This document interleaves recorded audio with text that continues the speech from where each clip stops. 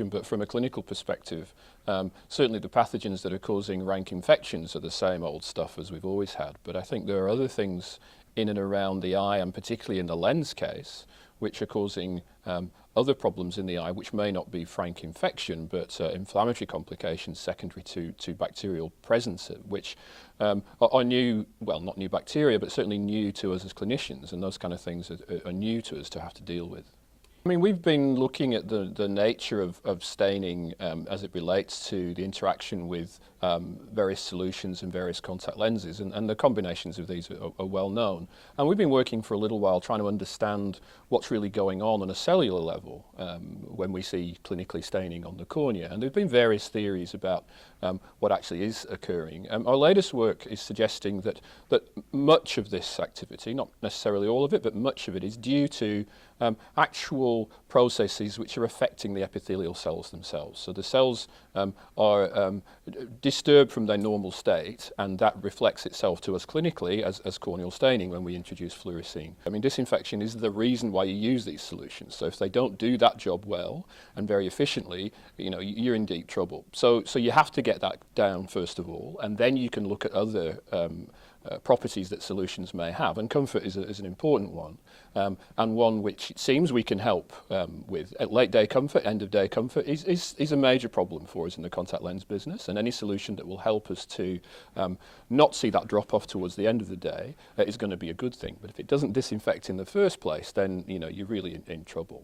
Corneal staining, and particularly as it relates to the kind of staining that we see associated with solution use, it has been a hot topic for a number of years, and the reasons why it occurs have been widely discussed.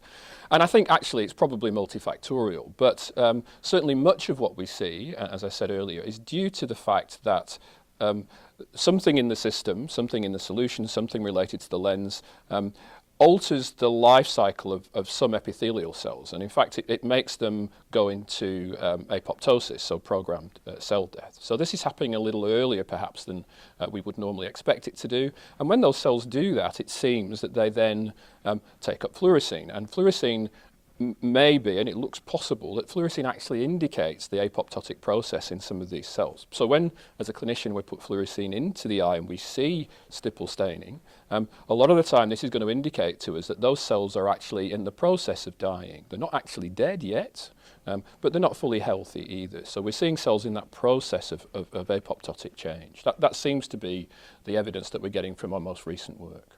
I think that there is no evidence that I'm aware of that this kind of clinical appearance relates to a higher incidence of rank infection. So I think in that sense we can be reasonably comfortable that we're not seeing a vector for major infection.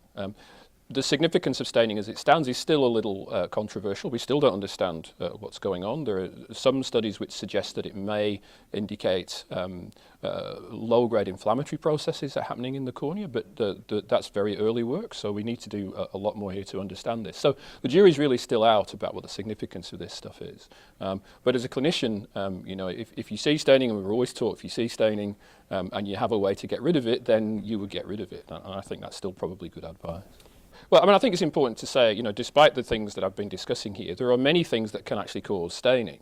And as a contact lens practitioner, I mean, I would think that you would want to know whether any of those potential things are happening in that eye. So not using fluorescein just means you have less information than you could have as a clinician. And I think that's probably not the right thing to do. So whatever is causing the staining, I think you want to be aware of the fact that it exists, and then you can make a clinical decision as to where it's coming from, and whether it be solution-based or foreign body-based or one of several other factors. You would want to know that, because you can't make a clinical decision about how to fix it unless you know what's there in the first place. So that would be something that seems fairly straightforward to me. Well, I mean, I think one of the things that was very obvious to us a few years ago is that the products that were originally developed for use with hydrogels didn't work so well with silicon hydrogel lenses. So it's good to see this next generation of products that have been developed in the full knowledge of silicon hydrogel chemistry and really go much better with these products, I think, than the existing products do.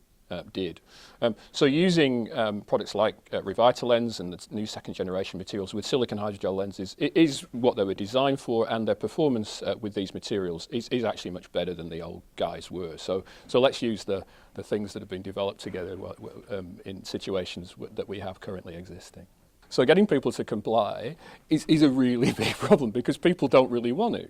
So the simplicity of the system is important here, and you can write down rules for people, you can teach them things, you can reinforce all these things, but the basic and most important and best way to do this is to have a very simple system, I think. So the more simplicity we can get into our systems, then the better. And peroxide, for all its clinical efficacy properties, has been perceived as a little bit more difficult to comply with.